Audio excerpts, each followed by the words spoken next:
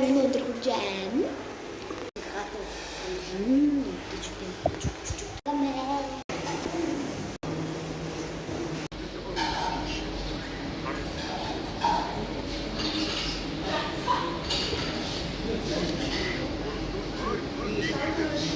Тэгээд би заяа ингээд хоол идэж байгаа бичлэгийг хийх гэжсэн чинь миний утас ингээд өдөрцөн заяа.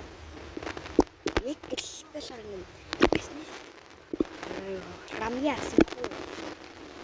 Яонгүй соустай каптек авчихсан байхгүй юу?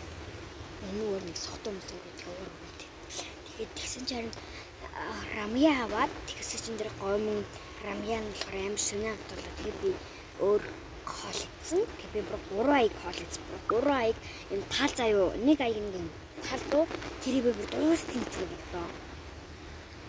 Аргагүй заяа. Би ингээд бүр шөнийн 7 цагаас бүр ингээд 8 9 хүртэл үүчдэг бай.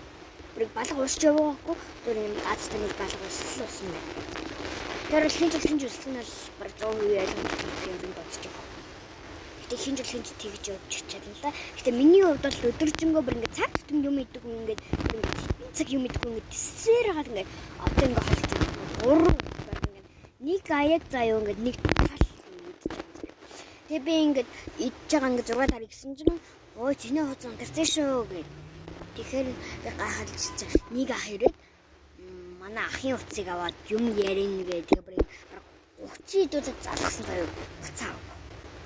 Тэгээ өөрөө залгасч яана буцаа аваад тэгээ бүр амар сүнсний гараад найзхан гараа үндэслээ чи ярих боломж байна. Өө тэгсэн юм песта. Тэгээ бүр амар яриад юм бүр ингээд хараад хоол идсэн.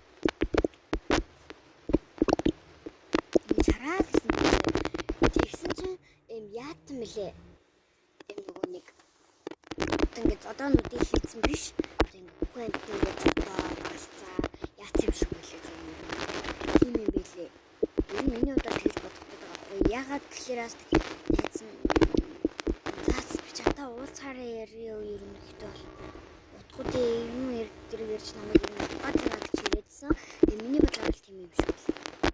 Би амар яагаад заяа намайг ганцаараа нэрвсэн заяа тийм дээ. Тэгээ би өөр чинь 3-4 минут байж хагаад бүр хайгаад